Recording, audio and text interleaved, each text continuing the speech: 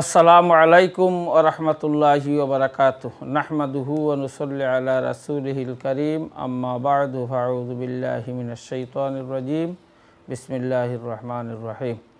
সম্মানিত আয়ন টিভির শ্রোতা ও দর্শক মণ্ডলী, আপনারা যে যেখান থেকে আমাদের অনুষ্ঠান দেখছেন, আপনাদের সবাইকে স্টুডিও থেকে আমি মোহাম্মদ আব্দুল কুদ্দুস অভিনন্দন জানাচ্ছি, মুবারকবাদ জানাচ্ছি এবং আপনাদের প্রিয় অনুষ্ঠান আলোর পথে শোনার জন্য, দেখার জন্য, সাথে থাকার জন্য, অংশগ্রহণ করার জন্য সাদর আমন্ত্রণ জানাচ্ছি। সম্মানিত শ্রোতা ও দর্শক মণ্ডলী, আলহামদুলিল্লাহ প্রত্যেক সপ্তাহের মতো আজকেও আপনাদের প্রিয় অনুষ্ঠান নিয়ে এসেছি। আশা করব প্রত্যেক দিন যেভাবে অংশগ্রহণ করে থাকেন আজকেও সেভাবে অংশগ্রহণ করবেন। স্ক্রিনের মধ্যে যে নম্বরটি দেখতে পাবেন সেই নম্বরে সরাসরি টেলিফোন করে আপনাদের মতামত অথবা প্রশ্ন আমাদের কাছে রাখবেন, অথবা যে মোবাইল নম্বরটি দেখতে পাচ্ছেন সেটা দিয়ে টেক্সটের মাধ্যমে আপনাদের মতামত প্রশ্ন আমাদের কাছে রাখতে পারবেন। আমাদের সম্মানিত অতিথি সেই প্রশ্নের উত্তর দিবেন।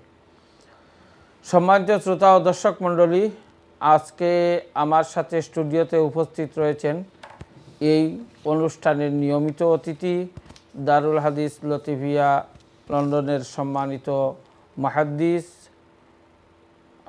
বিশিষ্ট আলেমে দ্বীন হযরত মাওলানা মুফতি আশরাফুর রহমান সাহেব বিশ্বনাথী। আসসালামু আলাইকুম। ওয়ালাইকুম আসসালাম ওয়া রাহমাতুল্লাহ। জনাব ভালো আছেন? আলহামদুলিল্লাহ, আল্লাহর শুকর।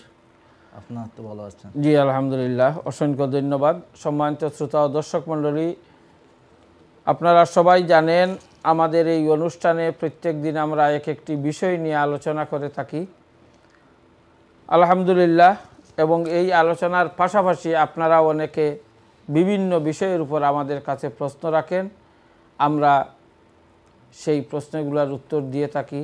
আজকেও ইনশাল্লাহ আপনাদের সময় এবং সুযোগ মতো আপনারা প্রশ্ন রাখবেন, ইনশাল্লাহ আমরা সেই প্রশ্নের উত্তর দিয়ে দিব। আজকে যে বিষয় নিয়ে আমাদের সম্মানিত অতিথি আলোচনা করবেন সে বিষয়টি হচ্ছে পবিত্র কোরআন শরীফ শুদ্ধভাবে পড়ার ফজিলত। ইনশাল্লাহ আমরা আমাদের আজকের অতিথির কাছ থেকে এই বিষয়ের উপর আলোচনা শুনব এবং ইনশাল্লাহ পরবর্তীতে আপনারাও আমাদের সাথে অংশগ্রহণ করবেন। আমি সরাসরি অতিথির কাছে চলে যাচ্ছি এবং ওনাকে অনুরোধ করব আজকের বিষয়ের উপর আলোচনা শুরু করার জন্য। ধন্যবাদ। আসসালামু আলাইকুম ওয়া রাহমাতুল্লাহ। ওয়ালাইকুম আসসালাম ওয়া রাহমাতুল্লাহ। আলহামদুলিল্লাহি রাব্বিল আলামিন ওয়াল আকিবাতু লিল মুত্তাকিন ওয়া সাল্লাল্লাহু আলা সাইয়্যিদিনা ওয়া মাওলানা মুহাম্মাদিন ওয়া আলা আলিহি ওয়া আসহাবিহি ওয়া সাল্লামা তাসলিমান কাসীরান কাসীরা। আম্মা বা'দ। আয়ন টিভির আলোর প্রতি অনুষ্ঠানের শুরুতে মহান আল্লাহ রাব্বুল আলামিনের শাহনশাহী দরবারে শুকর আদায় করছি যে আল্লাহ রাব্বুল আলামিন আমাদেরকে এই অনুষ্ঠানে আসার তৌফিক দান করেছেন। মোবারকবাদ জানাচ্ছি আয়ন টিভির দূরের কাছের সম্মানিত সকল দর্শকদেরকে, মোবারকবাদ জানাচ্ছি আয়ন টিভি কর্তৃপক্ষকে, মোবারকবাদ জানাচ্ছি এই অনুষ্ঠানের সম্মানিত উপস্থাপক হযরত মাওলানা আব্দুল কুদ্দুস সাহেবকে। সুপ্রিয় দর্শক, আমরা সর্বশ্রেষ্ঠ সৃষ্টি মানব জাতি, সেই সর্বশ্রেষ্ঠ সৃষ্টির মধ্যে সর্বশ্রেষ্ঠ উম্মতে মুহাম্মাদি, আল্লাহ রাব্বুল আলামিন সেই উম্মতের জন্য সর্বশ্রেষ্ঠ রাসূল পাঠিয়েছেন। আল্লাহ রাব্বুল আলামিনের সর্বশ্রেষ্ঠ এবং সর্বশেষ কিতাব পাঠিয়েছেন এই উম্মতের পথ চলার পাথেয় হিসেবে, তাদের হেদায়েতের জন্য।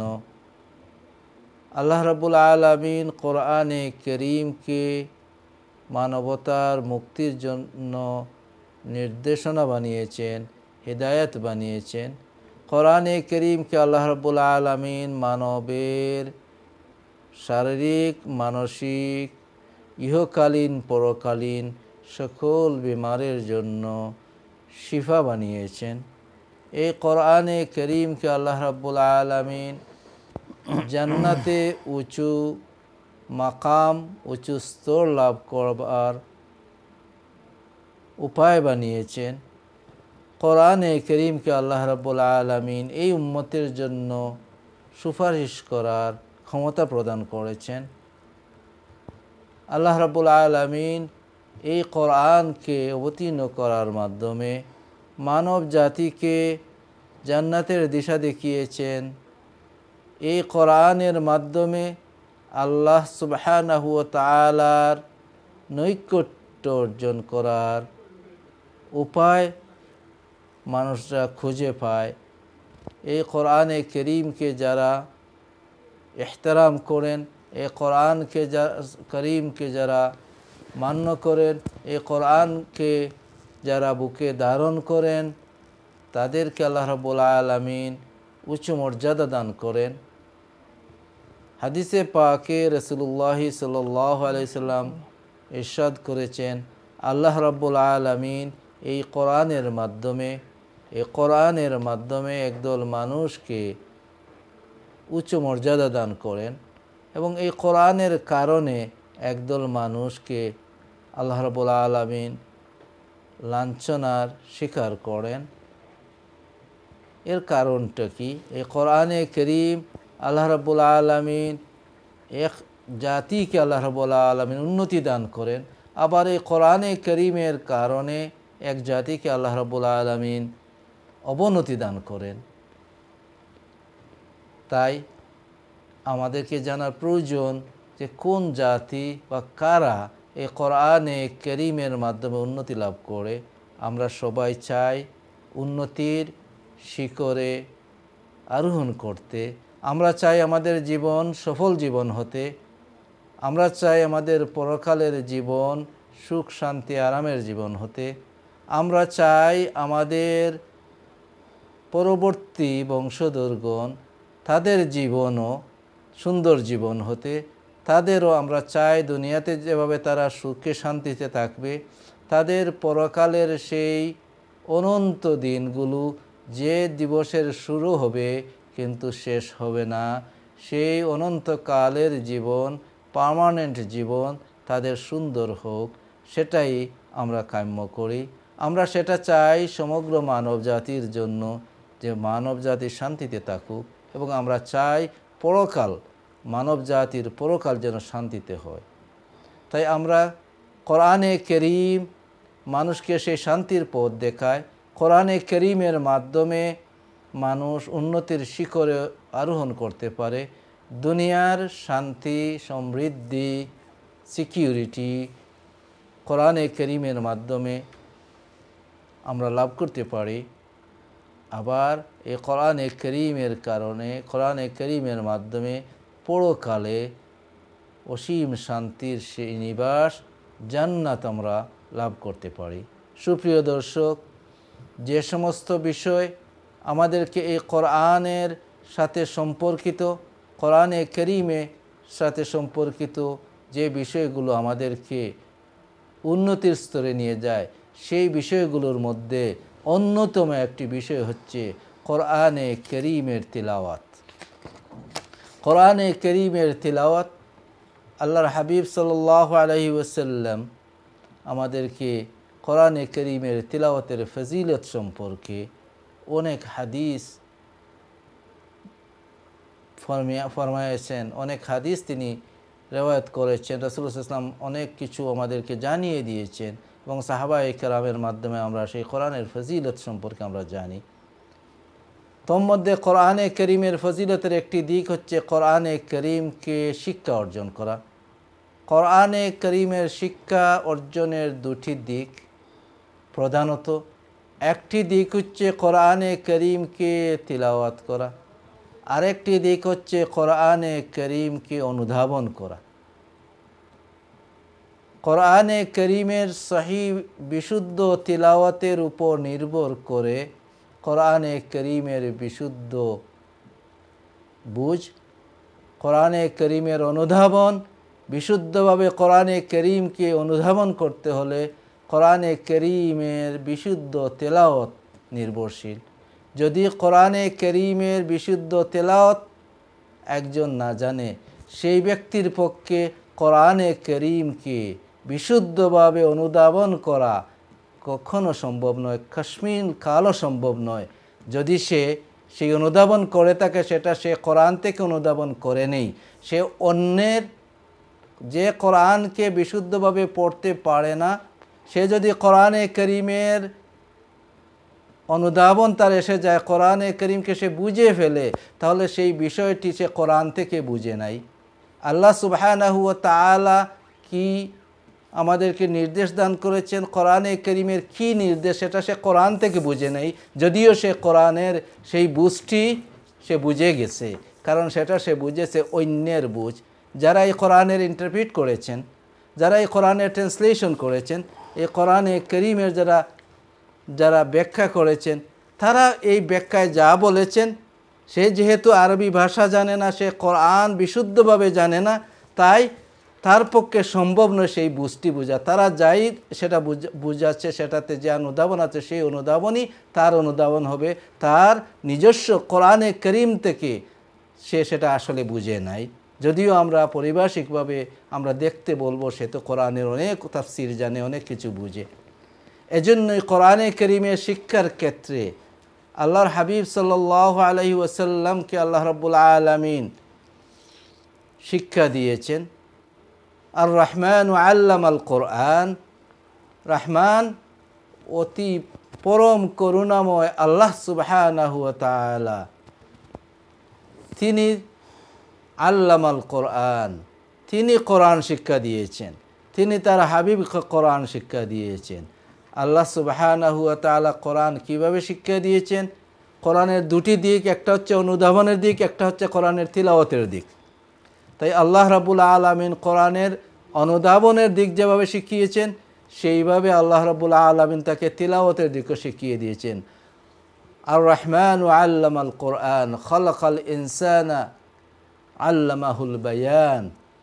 সেই আল্লাহ সুবহানাহু ওয়া তাআলা তিনি যেভাবে কোরআনকে শিখিয়ে দিয়েছেন, তিনি সেভাবে কোরআনে করিমের সেই অনুধাবন, কোরআনে করিমের মর্মার্থ, কোরআনে করিমের নির্দেশনা, সেটার মাকসাদ কি, সেটার উদ্দেশ্য কি, সেই বিষয়টি রব্বুল আলামিন তার হাবিবে পাককে জানিয়ে দিয়েছেন।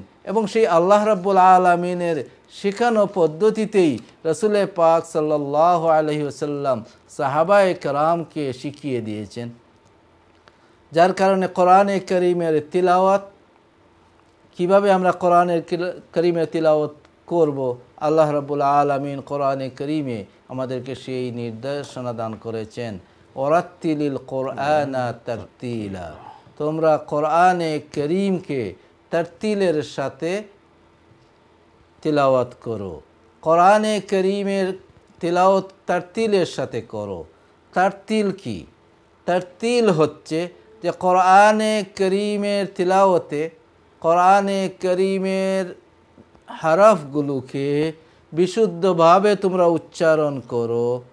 যে হরফ তার যে স্থান থেকে আসে, শুধু বিশুদ্ধভাবে তাকে উচ্চারণ করলে হবে না তার মাখরাজ বা তার স্থান থেকে, বরং তার যে সমস্ত সিফাত রয়েছে, এই হরফের যে সমস্ত কোয়ালিটি রয়েছে, সেই কোয়ালিটি সহ, সেই সিফাতগুলো সহ হরফকে উচ্চারণ করো। তার সাথে সাথে কোরআনে করিমে যেখানে মাদ আছে, যেখানে দীর্ঘ করতে হয়, সেই শব্দে তোমরা দীর্ঘ করো। যেখানে দীর্ঘ করতে হয় না, সেখানে তোমরা দীর্ঘ করা থেকে বিরত থাকো। যেখানে গণনা করতে হয়, আওয়াজকে কিছু আওয়াজকে আমাদের নাসিকা থেকে বের করার জন্য, আওয়াজ নাক দিয়ে আওয়াজ বের করা, সেটাকে গণনা বলা হয়। সেটা যেখানে সেই গণনা করা, সেখানে তোমরা গণনা করো।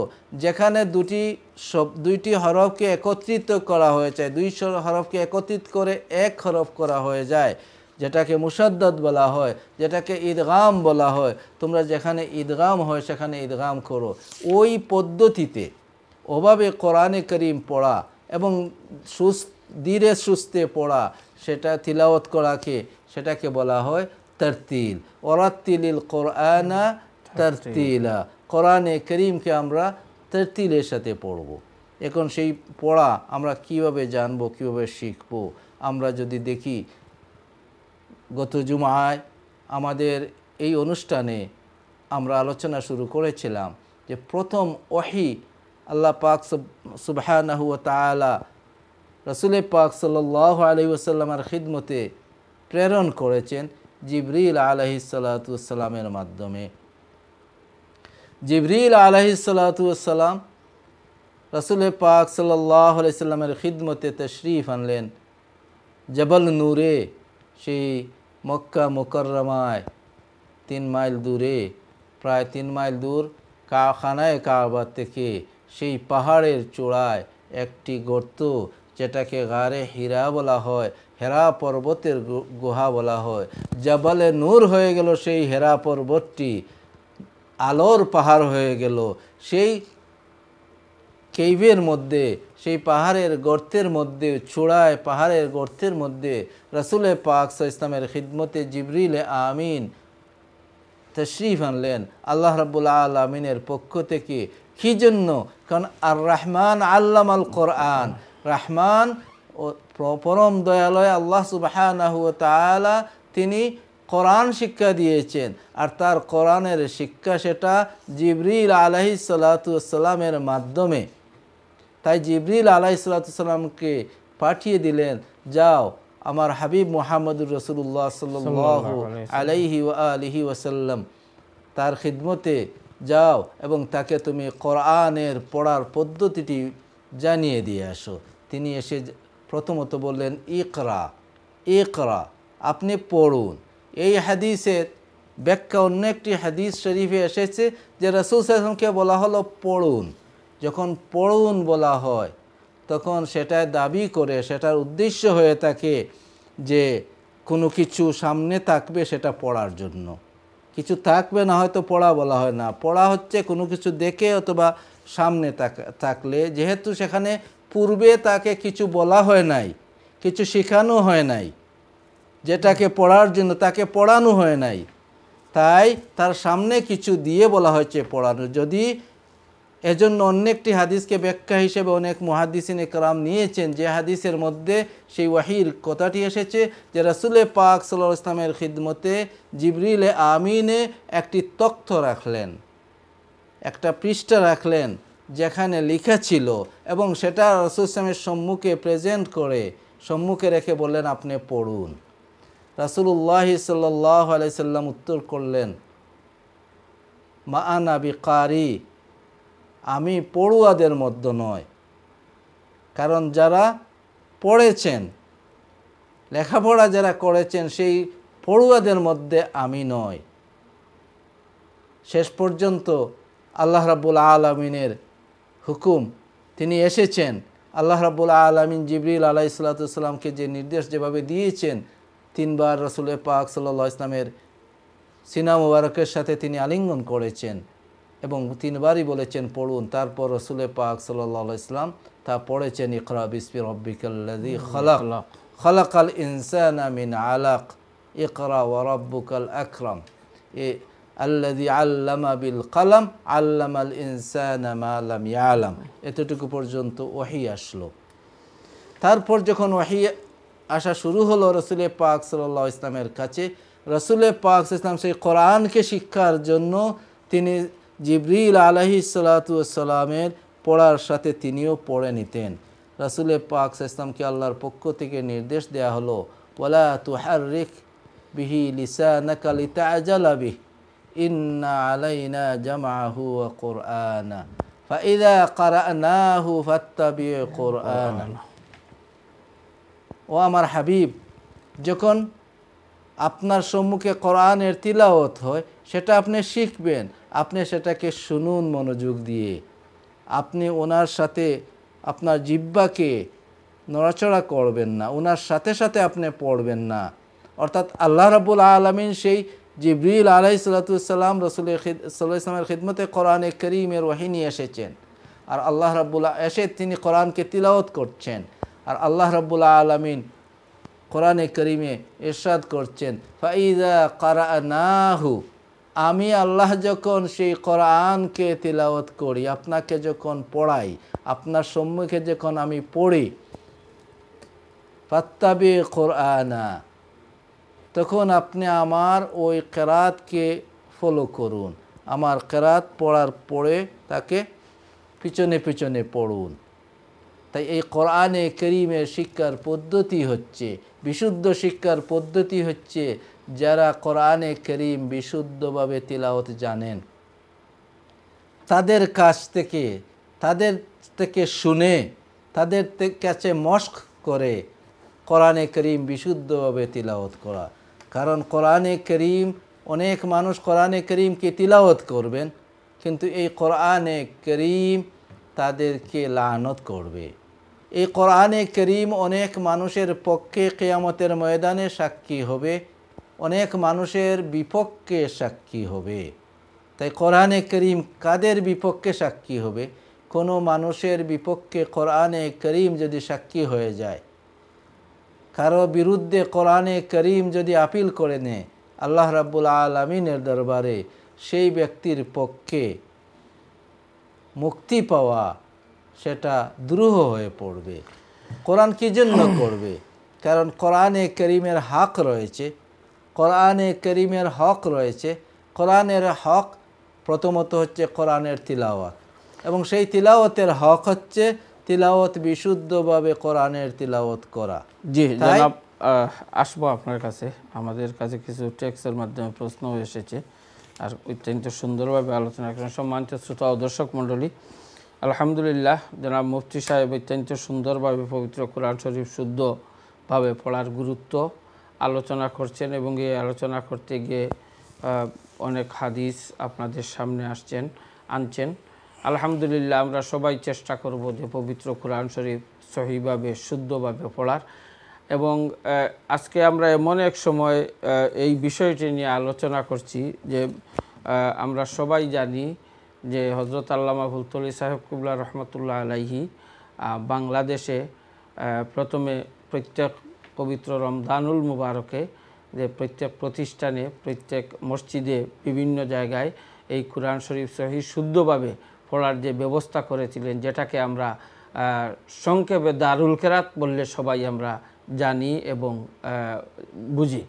এবং তারই ধারাবাহিকতায় বিশেষ করে এই দেশে বা পৃথিবীর বিভিন্ন দেশে যেখানে যখন স্কুল হলিডে থাকে, মাদ্রাসা হলিডে থাকে, তখন সে কোর্স হয়।